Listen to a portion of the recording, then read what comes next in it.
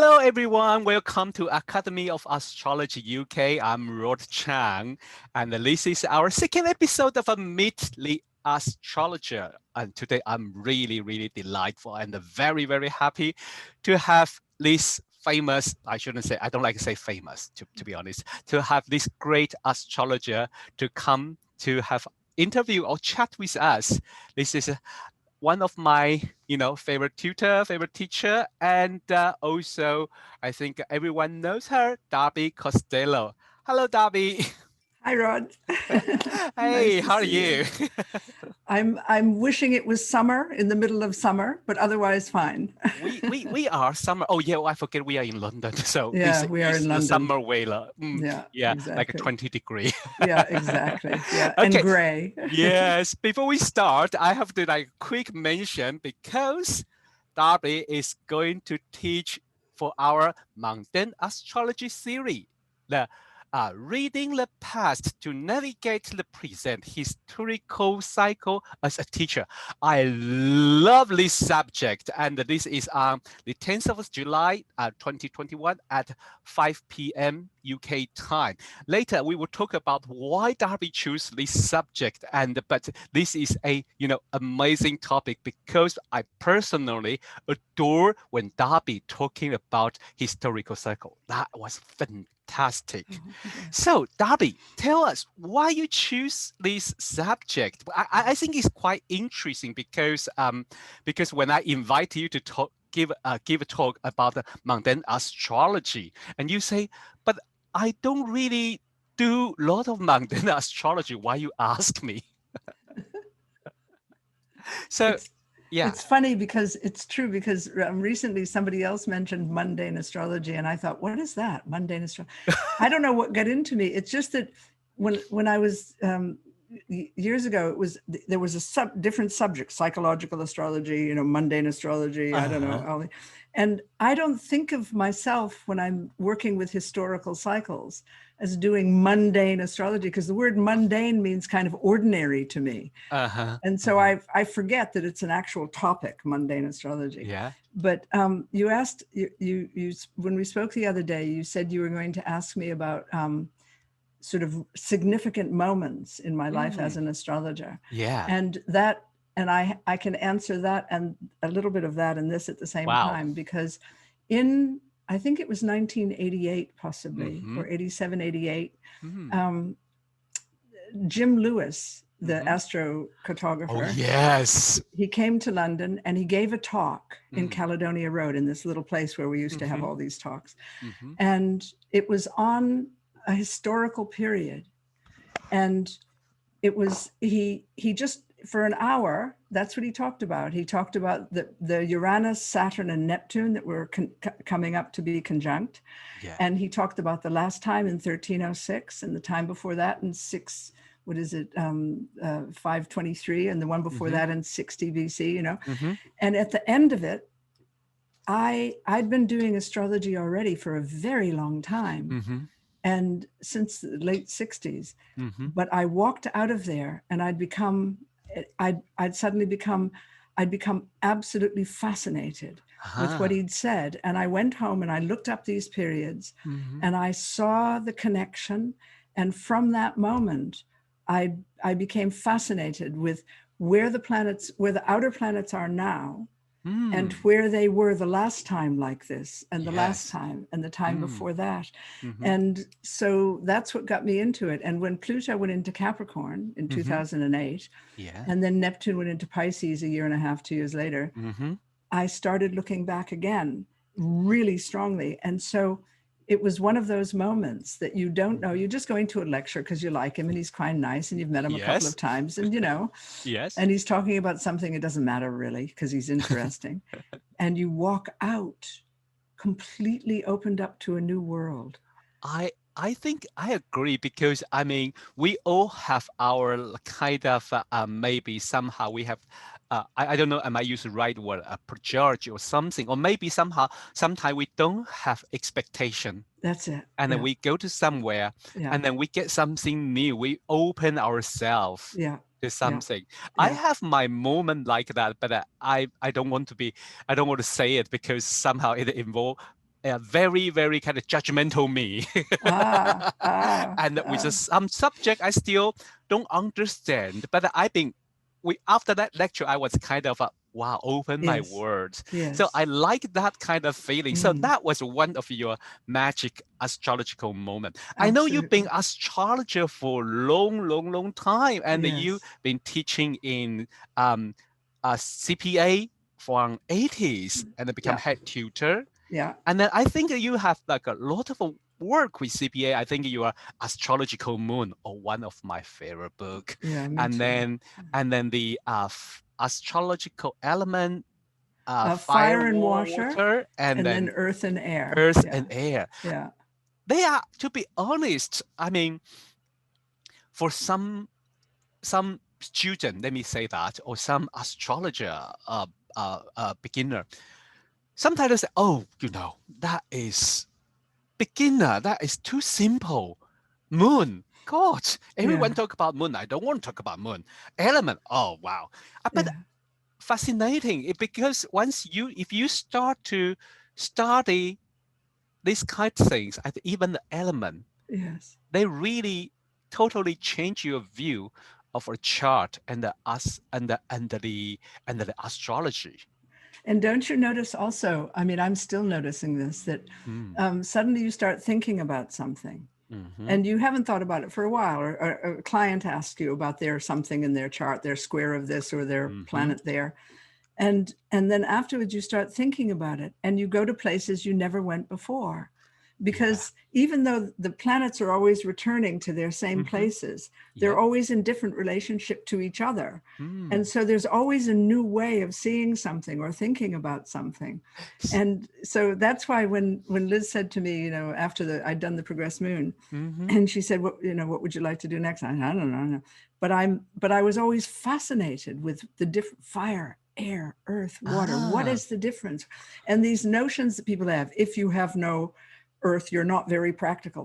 Rubbish, kind of thing. So I was really interested in how to look at them. And I use the seminars as the basic, but in fact, it's really a dialogue between one or two other people, and sometimes myself. Sometimes when I put audience, it's really myself I'm talking to. Okay. Because I looked at the transcripts, and then I took out a few of the interesting conversations, and the rest I threw away, and then just made this conversation between somebody named audience and somebody named myself. So because it was a conversation, and then occasionally I'd talk to a friend and she'd say, oh, I just noticed about my fire, da, da, da, and I think that's good.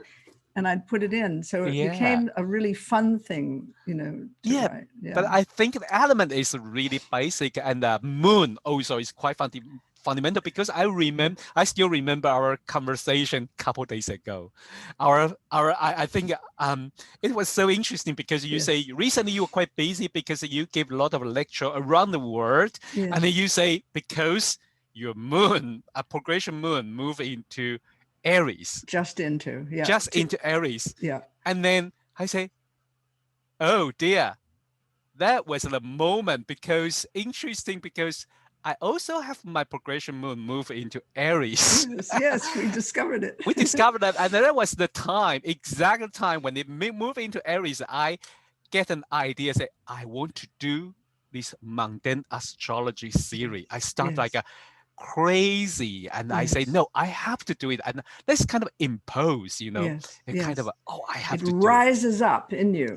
This you have to go forward with this particular something that you just have to. Yeah, absolutely. That is really interesting. I always want to ask astrologer how you become astrologer. I think that is kind of somehow for some people that's a very interesting question. Yeah, but remember, in my case, it was the 60s, and I graduated from university, a very kind of terribly respectable university, but it was the 60s. Okay. And so I suddenly broke out from this rather confined conventional world into California, Oh my God, 60 in California. Yeah, exactly. San Francisco. Must be flower everywhere. It was flower everywhere, exactly. And And everyone I met, because Mhm. we were all the same, we were what they call the hippies now, but we didn't know it at the time. We were just doing what we were doing because we were young and Mhm. we were just, Mhm. and somewhere it was all around there, just Mhm. everywhere. Mhm. And so I don't know, I was in San Francisco and somebody and I started trying to figure out, we sort of, they were talking about astrology and I didn't know anything about it, but it became really interesting. And then this guy and I sat down and we tried to figure out how you draw a chart. And we sat there for some huge amount of hours. I think it was like about 5 or 6 hours at Wow. this table trying to figure out, and we eventually figured out how to calculate it through the few books we had. Oh my God. And then I went back to Massachusetts and everyone I met was a hippie and everyone knew astrology and we talked it all the time. And I started someone gave me an ephemeris. I don't know where I got it. Uh-huh. And everywhere I went, I'd say, when's your date of birth? And they'd say, and I'd say, oh, well, you have sun in Aries and moon in Libra. Ah, that means, and then I'd try and figure out. And then I went to an astrologer and Hmm. she said, you must start studying with me. Hmm. And then she said, but I'm not starting until September, so you must go to these people. And by then I was really interested, so I Yeah. did. And from that time Mhm. I've never it's never been, I mean, it took me a little while to Mhm. decide. It took me, after that I went off and did other things and went to Europe Mhm. and came.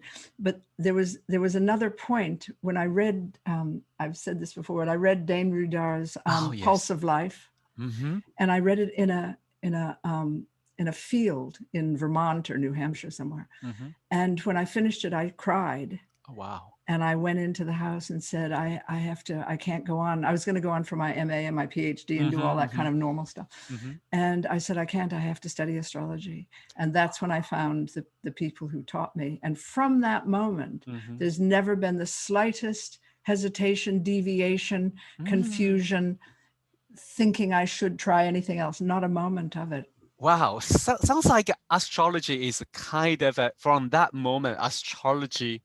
I don't want to use the word takeover, but become Vocation.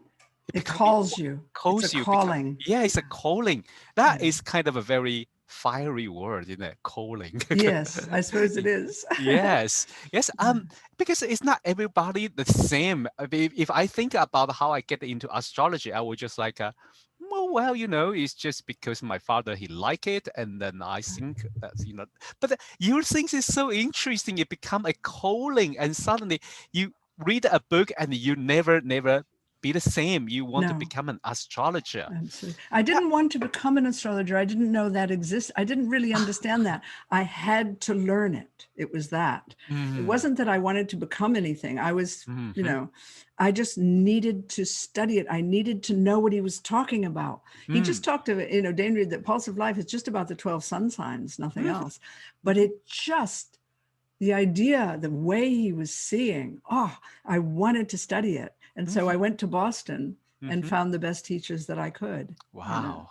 Wow. Yeah, That really, really, I think it's from deep of your heart, and no wonder you really enjoy it, you love it. yeah. Because I was thinking about myself then. I was decided to become an astrologer when I was teenagers. Wow. And then it was very interesting. I was like, oh, that sounds a fun job and I like astrology, and that's it. And I Huh. start from there. But really make me no return was when I come to London. After I Yes, come to London and I started teaching astrology, and I feel that astrology totally changed my life, or absolutely. somehow saved my life, Yes, changed the way I look at the world, and I adore it. I couldn't separate from it yes, anymore. I yes, think I know. that's yeah. So you just mentioned about the one of your, so-called magic different astrological moment, Yes, which is how you start when Jean Louis talk said about that. outer planet circle. I think you say it's not only one story like that. Could you give us a little bit more. Yes. A magic moment because we like listen to story. It's interesting because when you asked me that a few days ago, and I thought, I don't even know, and I started wandering Uh-huh. around. And then I came up with three very different. And I think the Jim Lewis one was the last one I came up with. I thought Uh-huh. that was huge. But Mm-hmm. also, I studied astrology in Boston, and then I went up to Africa. I ended up in Africa through the, constantly traveling and stuff. Oh, yes. And I started, I talked astrology. It was what I talked. So people would say, oh, will you do my chart? And I'd say, oh, okay. And I just did their charts. And then one day I went down to Cape Town and met a very old astrologer. Her name was Delphica. And she'd written one book and everything. And at the end of our conversation, I'd spent 2 days with her because I was desperate to talk to another person who knew astrology, And in the meantime, I was just talking it all the time. So the friends I still have today speak astrology because they learned it from me talking. But I needed someone to talk to. And at the end of the conversation, she said to me, you must start charging for it, because I wasn't charging money for it. Oh, yes. I was just doing it, And I said, why? And she said, because you will learn in 5 years more than I've learned in 50 years if you charge money. And that was extraordinary thing to say. She was very small. And I said, but I didn't know how to charge money for it. I was a hippie, kind of thing. And I was working in a museum and, somehow. And I got back and it was January 73. And I got back to Joburg. It was December when I saw her. And in January, somebody came to me. And at the end of it, he said, how much do you charge? He was very tall and very grand. And he said, how much do you charge? And I said, oh, well, I don't. And he handed me money. He handed me 10 Rand, which is about 50p today, And he said, you do from now. So I said, okay. And I did from then, and I have made my living from it ever since. You do from now. Wow. He had Leo rising. He was a Cancerian with Leo rising. Okay. So on the one hand, he was protecting me. Yes. And on the other hand, he was telling me. Yes. I when you say a Leo rising with Cancer, I say that is what you say, protecting you. Absolutely. That idea. And it's beautiful. I don't know how it make me have a tear here. Yeah. It's so lovely story. Isn't it lovely? And the combination of her and him, it was like fate or destiny came together. So I did, I charged 10 Rand, which is like nothing. And then I learned, and then I realized, and then I'd charge a bit more. And at some point, somebody would say, you're charging too little. And I'd say, oh, okay. So I'd go up a 5 Rand and, kind of thing. And I've done that. I've just gone up little bits by little bit so that I can just take care of myself. Yes. Not to make huge amounts of money, because I think that's very distracting. Yeah. But just to absolutely, wherever I go, able to travel, able to buy good food, kind of thing. And I think my generation in general was like that. We just did it because we fell in love with it. It wasn't like, it wasn't like my job or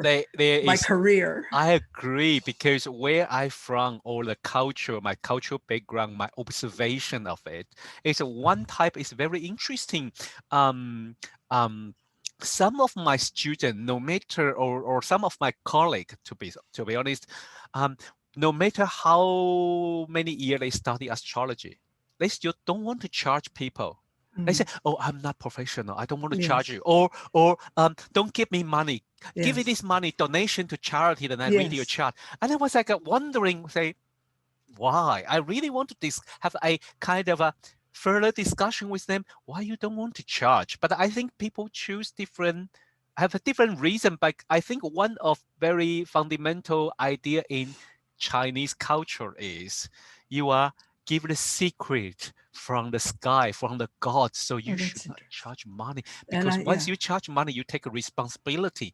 And I was like, oh, Rod, that's so interesting. Because, and I think that's what Delphica meant when she said in 5 years, if you charge money, and she said she'd never charged her whole life. She'd always just had it as a love affair, not a marriage kind of thing. And she said, if you charge, you'll learn more in 5 years. And I understood it in the end, because as soon as you charge, you're stepping into a place of you're responsible in a different kind of way. So you pay, and it really is strange, because you are doing the work of a seer or a priestess or whatever. And once you start the chart, you're there in that space. Yeah. And then at the end, like sometimes people will still say after, oh, I feel funny about giving you money because this is such a different, it hasn't felt like that. And I learned to say years ago, money's the cheapest way to pay for anything. So Wow. Thank you. Thank you for this sentence. I will copy this down. because I Money is learned yeah. before that, when I was doing it, they'd always have to give me something because they'd feel guilty about me Yeah. giving so much to them. So they'd Yes. have to buy me fruit or flowers or take me to lunch or something. And still today, my very close friends, Mm-hmm. when they say, I'd like you to become her, meaning I'd like you to do my chart Yeah. formally. Yeah. And then I can't charge them, but then they take me to wonderful restaurants, so I Oh. still, but in general, Yeah. it's the cheapest way to pay for anything, I agree. Money is and the cheapest way to pay anything. Oh, I yeah, love this yeah, sentence yeah, because another side of this spectrum is I met few people. I don't want to generalize or group them, but some people they are in another side of this spectrum is even before they start a beginner astrology course, they already ask how much money I can earn from this, I've and gotten that. once Yeah, where I can qualify from the course, exactly. and where is the qualification, and Yeah, after qualification, how much money I earn a year. absolutely. I was thinking, Both sides, and you and I are somewhere in the middle, oops, aren't we? yes, Yeah. And I agree with you. Both sides are kind of incomprehensible. I mean, yes, I understand the not charging because you're freer and you're safer, yes, somewhere yeah, you feel like they can't, I yeah, didn't charge them, and but the how much can I make from it and everything, how can you think about it like that? It's very hard to yes, imagine. Yeah. yes. You I want, it's nice to make a living from it. It's really mhm, lovely. mhm. But to think about that in any work that you're doing, unless you have 5 children and you have to I support them, see. you don't go Okay. for work to make money. It I seems like a agree. mad thing. I agree. I agree. This is so interesting because also this is a very the word you use is very generous. To be honest, that's what I like. What I learned from so-called psychological astrology, the empathy or thinking from other people's angle, because Yes. somehow to be honest, somehow I could be personally,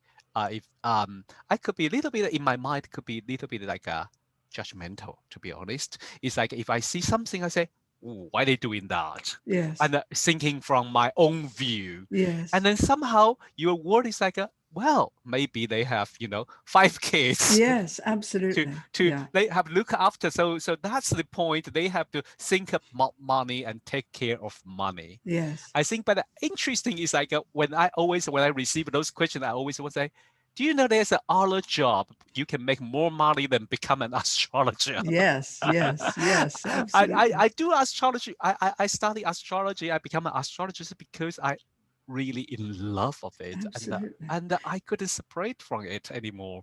And it is that there's something about, because you also said, you asked me some question like, oh, something like, what does it mean? Or what do I do with it Oh or yeah, yeah, something, yeah, yeah. and just what you were saying, like if I, like for me, I say, I've said in the last few years, the last 8 or 9 years, I've said, I've realized I'm a navigator. I'm Yeah, not a predictor. I remember I that. may be a diviner. I'm not sure. I mean, I lived Mm-hmm. with diviners in Africa for a long Mm-hmm. time, and they Mm-hmm. accepted me with them because I was using the stars as they were using the ancestors Mm-hmm. to divine. Yes. So, but Yeah. I don't think of myself that way. I think of myself as a navigator, and Mm-hmm. I like to help people navigate. So Mm. when somebody does say something, I'm like instantly judgmental, like you. But my natural inclination is to think then, like you again, uh, like, okay, why are they doing this? They may have a reason that I Mm-hmm. don't have, Mm-hmm. and therefore they have to think about it that way. And it's Mm. just, we're trying to understand people. It's natural Yes. to judge and to think we know Mm. something and everything, but it's quite good to then leap over and try and understand, because Mm-hmm. we're navigators. We help people navigate. Exactly. I Yeah, think I really, really like the word navigate. I think yeah. I learned it from you because a few years ago you talking about this That's when I started subject. seeing it that way. Yeah, and Yeah, then there was a make it neither from the from also from the individual chart yeah, or from the outer planet circle. yeah, We all navigate with this planet yeah. and see where we go. And it's only from this view of navigator then Yes. knowing the past becomes so important. That's it. Yeah. Yeah, That's it. I always like when you give the lecture about every time when you give a lecture about this outer planet, I Yeah. always wish I would sit in there and just listen. Yes, yes. Because That's it's like lovely. wow, somebody do that work for you, so you don't need to Yeah. do the search for yourself. But for me it's such fun, I mean, Oh I yes, don't research is like just fabulous. I just I love agree. research. And before I did before Jim Lewis, Mm-hmm, I mean, I'd studied psychology and mm-hmm, philosophy and theology at mm-hmm, university, and then mm-hmm, started astrology, so was naturally inclined to look those ways mm-hmm, somehow. And mm-hmm. then but from his but then I didn't want to be psychological in the conventional sense anyway. Okay, Somehow it was, yeah. I can't, after a while I wanted a new so when I'm looking at a person's chart, and I'm always looking at where the collective planets are and where this Mm, person is being affected mm, by collective thinking. yeah. And if I've looked at the historical side of these Mm-hmm. planets, I have stories from other centuries Wow. and can bring them into now and can Wow. see how this person is struggling with this, like someone did in 1525, or Mm. in 60 to 8 or 20, like 35 AD or something, Uh-huh, uh-huh. and somehow it connects. I love the connection of, like, let me say it, like this Saturn squared Uranus that we Mm-hmm. have this year. Yes. It's very uncomfortable, and Mm-hmm. it's everywhere. Yeah. You can talk to anyone in any country, and in general people are uncomfortable, and part of it Yes. is because they can't see where it's going. Where are we going? Where are we heading? But it's made a lot of us aware of ourselves as a species Mm. on this planet, as one species amongst all kinds of other species. Mm-hmm. And I have this notion that it's teaching us, Mm. some of us, I guess, that we're a rather adolescent species Mm-hmm. on a planet with some very ancient species. And Oh. my husband and I watch documentaries on Mm-hmm. people who track other species and watch them for Uh-huh. years and years, going through the jungle and watching this Uh-huh. little frog for years and Uh-huh. everything. Uh-huh. And it seems to me, is it possible with this uncomfortable aspect of Saturn and Aquarius, squared Mm-hmm. Uranus and Taurus, the discomfort of recognizing we're on a planet and we've been behaving in a certain way that may not be appropriate, like Mm-hmm. teenagers in Yeah. some way. Yeah. Yeah. We are. And Yeah. and can we mature a bit through Ah. this aspect? So Mm. the outer aspect. So then I look back and see where it was other times, and then it connects me to the species in a bigger sense myself. Huh. I'm not just here and now. I'm Mm-hmm. part of some huge bit of Wow. a tiny molecule within a big moving, Ah. uh, I don't know if it's progressing, but it's moving Yeah. somewhere, And Wow. so I suppose that there's something in that of navigating by the stars. That is fascinating, and that's totally changed my view to see this Saturn Uranus square again. Because I usually, I mean, um, we are most people are just like we usually just tend to thinking what we understand. Yes. And somehow, when you listen other people's talk, when you listen other astrologer talk, you was, oh, why I didn't see it from this view, Yes. Me and too. you I do it that. inspire and you see the things differently. Yeah. That is Yeah. so lovely, and I'm so lucky to to know you and to have you as a friend. I want to mention that because a couple Oh, years ago, you and me, we have a time to spare to share a little bit of like a we did. really astrologer's moment.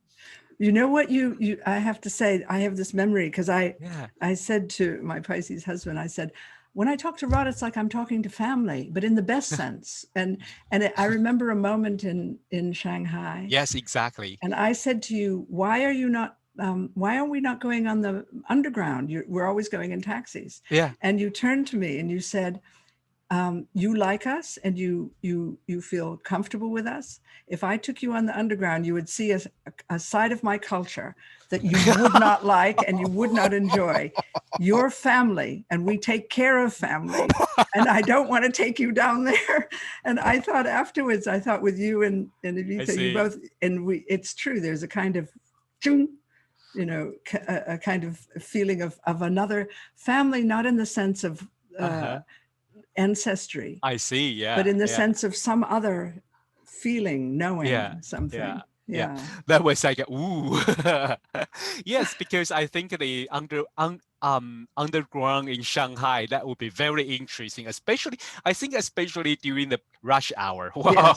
I Wow. think it was rush hour when I asked you, and you didn't want to see everyone pushing and Yes, exactly. I don't want to Yeah, see you pushing into the exactly. chair. Yeah. If Yeah. you want to see that, we should go to Japan. We should go to Tokyo, right? Like really push everyone. Aha. That was some of my friend really asking, say, could you take me to their underground station to see that? I said, no. No. If you want to see that, you go on yourself. And see if you survive it. Yes, yes. But the Yeah. mention about Shanghai, I like to ending our conversation Mhm. from that particular moment when we both in Shanghai and you really asked me one question super important in my life, which Mm. I never forget. And then I didn't ask other people, but I always ask myself from Mm. time to time Mm. that question because it's very important, but no one asked me before. Mm. Is why are you here? Mm. Could you explain a little bit? Why Because I asked that. I love this question. I Yes. I don't I don't think I don't it just fascinates me, and when I get to know someone, I want to hear what they say, and what I say is, why did you come here? Mm, Why did you come here? mm, And I I think it might have come from studying Empedocles, a long time ago. And he said he had this thing of he said these really strange things about we come here to find a shrine to Aphrodite where we offer ah, non-blood sacrifice mhm, to amend or pay for a crime ah, committed at another time. And when I read it, I thought, I wonder if he means we come here to this planet, we get incarnated here. And then I ah, started thinking about it, and I thought, it's not a question that you can really answer rationally, but mhm, it's a good question to ask oneself. Why did I come here? What am I doing here? And mm, I've asked lots of people. I asked someone once who, a conventional person, and I mhm. said, I'm going to ask you a strange question. Why did you come here? And he laughed and he said, punishment. Whew. And I said, that's interesting. And Empedocles, and he didn't know. So, and but people never can answer it quickly. They have to think, and I have to think. Yes. Why did I come here? And at this stage, I don't know how I'd answer that, but Mhm, I know I I'm very grateful that I have certain things, mhm, and one of them is astrology, mhm, and the other is my love mhm, relationships, mhm. and the fact that I can sleep well, things like Yeah. that kind of thing. And because, but at this stage in my life, I think I would have to wait again because I've gone through one phase and I'm in Mhm, another, and I think, why did I come here? And a mhm. very close friend of mine says, I ask her every week because we have coffee every week, and I say, I'm asking you again. And she's French and she's wonderful, and she says, for the sheer pleasure of it. And I always, for me, life, I say life is suffering and beauty, Mhm, and if I yes. can bear my version of Mhm, the suffering, mhm, then I can turn towards beauty every ah, time every time I can catch it, mhm. And I don't have this notion of, oh, isn't it just fun to be here? But she does, and I know a few people who do. Mm, And yeah, so I've heard lots of answers to it. And yeah, I think it's a good question to ask oneself because it puts one in touch with something beyond reason. exactly. Yeah, Yeah. because I think usually I want to ask the astrologer about what's your advice to the young astrologer, but you know what? Today I will skip this question. Yes. No, Yeah. I think I'd like to offer them this question from Darby. Yes. Why did you Yes. come here? Yes. I, Why? I think it's a time to think about it, and then that will really leading your and also like discover your relationship with your life and with Yes. astrology and with Yes. everything. I Yes. think it's lovely, lovely and Yes. a beautiful question. It is Yes. so lovely to chat to you, and I know we both like a very Gemini-ish, and Yes. if we start like chatty box. We were just like da da da da We da could da. go Keep on and talking. on We all can go. levels, But from the sublime to the ridiculous. oh yes, definitely. And forget our dinner, lunch, or something, or just Yes. keep drinking and talking. Yes. But Yes. I think it is about time to just like have a Okay. little break and let them to think about Okay. why did you come here? Yes. Because this Yes. is a very fundamental question, and I really, really think this question helped me, to be Yes. honest. That Yeah. by answering that question or by think about that question, helped me through my life, and Yes. really amazing. Thank you very much, Darby. It's a So. pleasure, Ron. A real Yeah, so pleasure. if you, everyone in our audience, I think our audience will really enjoy this talk because Yes. maybe some people, like me before, never have anyone to ask them the question, why are you here? Yes. But if you want to learn how Darby navigate through life, please come to our lecture on the 10th of July, 5 p.m. London BST. time. Reading the past to navigate the present, historical circle as a teacher. Hmm. You will love it like me because I really, really enjoy when Darby talk this outer planet circle. It's so fascinating. It will blow your mind off. Thank you. Okay, this is our Meet the Astrologer. Thank you very much. And next time we will have another astrologer. I don't want to mention his name, but it's very, it's also one of my friends. So if you have any question, any comment, we have like a course information underneath the comments. So please subscribe to our channel and follow us. Thank you. Bye-bye.